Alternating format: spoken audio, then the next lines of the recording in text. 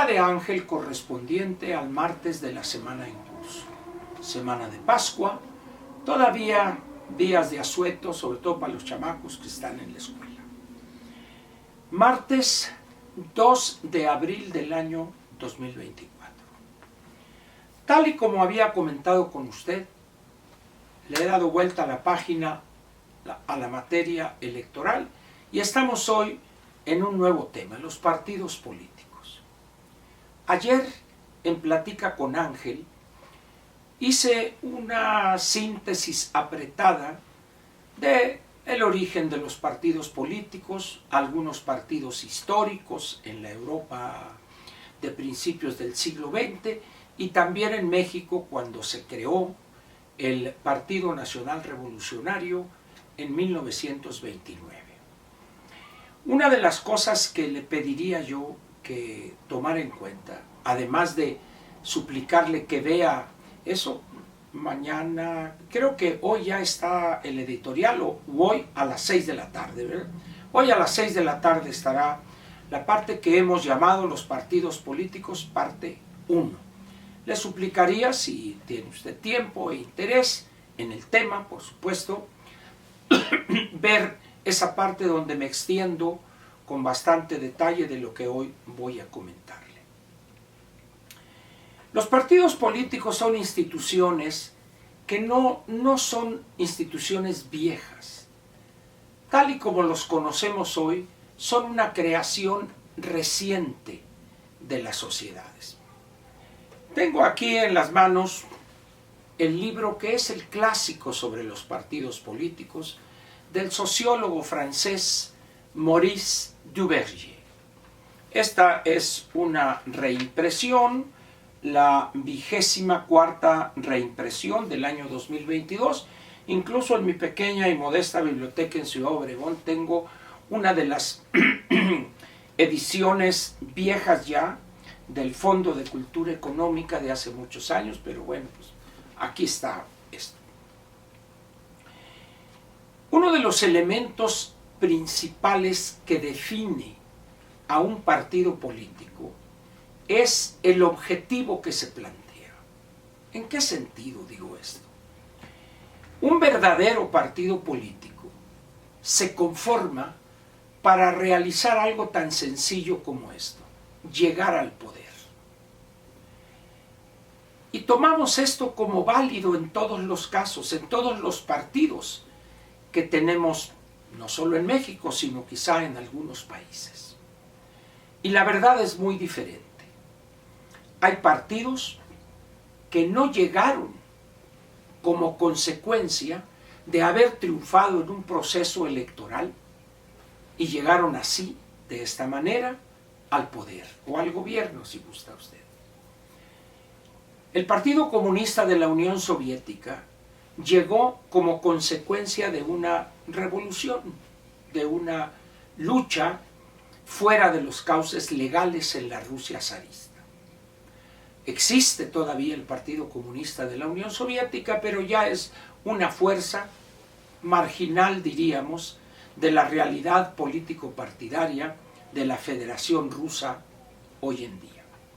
Sin embargo, todavía después de la muerte de Stalin y prácticamente al año, ¿le gusta a usted?, 1990-91, el PECUS, como se solía llamar al Partido Comunista de la Unión Soviética, ahí estaba tratando de hacer lo único que sabía hacer y para lo cual fue creado, fue construido: conservar el poder, mantenerse sus dirigentes, sus militantes, por siempre en el poder. De tal manera que todo lo que hicieron durante, pues qué le diré, 80 y tantos años, u 80 años si gusta usted, es un poco menos del 1917 al 90, son 73 años. Fue para mantener el poder. Producto de los cambios fueron echados del gobierno, mantienen ahí una presencia relativamente pequeña en la Duma, que es el Parlamento ruso. Otro partido que no ha cambiado su carácter, todavía está en el poder. Es el Partido Comunista de la República Popular China. Este partido surge en 1921 como consecuencia de aquel esfuerzo de la Tercera Internacional para crear partidos comunistas en varios países del mundo para apoyar o para cubrir a ese nuevo país que era la URSS de la amenaza imperialista, vamos a ponerlo de esa manera. El Partido Comunista de China, que se crea en 1921, es producto de ese trabajo de militantes o de activistas profesionales de la Tercera Internacional. Otro partido que también llega al poder, bueno, y así llegó en 1949, el Partido Comunista Chino, al poder o al gobierno, si usted gusta, el 1 de octubre del 49, y todavía ahí permanece.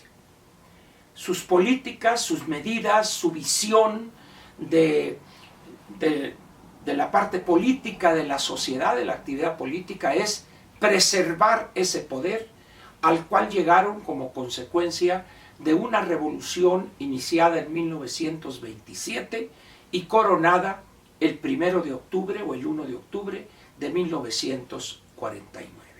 Y ahí siguen y van a seguir todavía como partido único en un país gobernado por una dictadura, por una gerontocracia de 7 integrantes del Comité Permanente del Buró Político del Comité Central del Partido Comunista de China.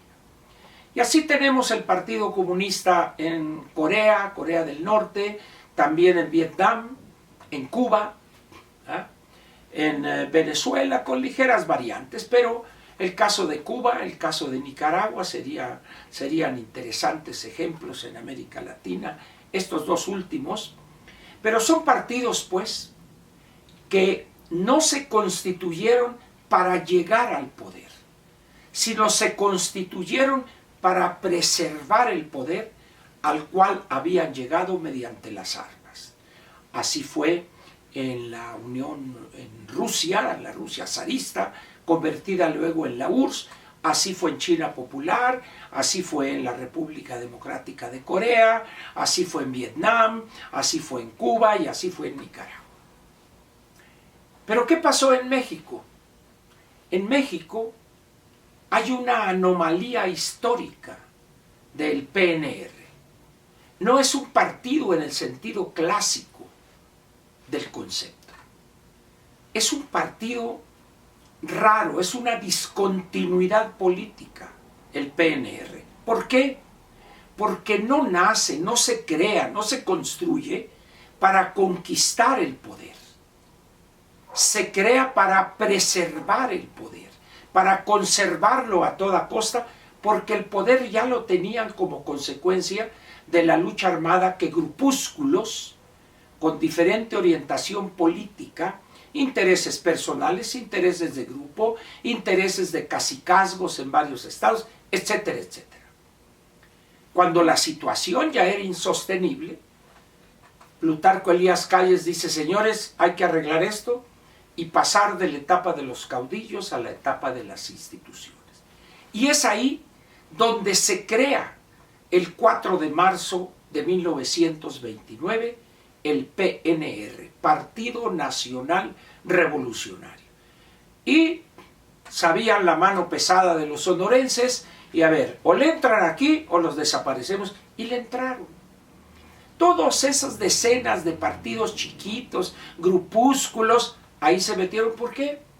Porque había incentivos que alcanzaban para todos.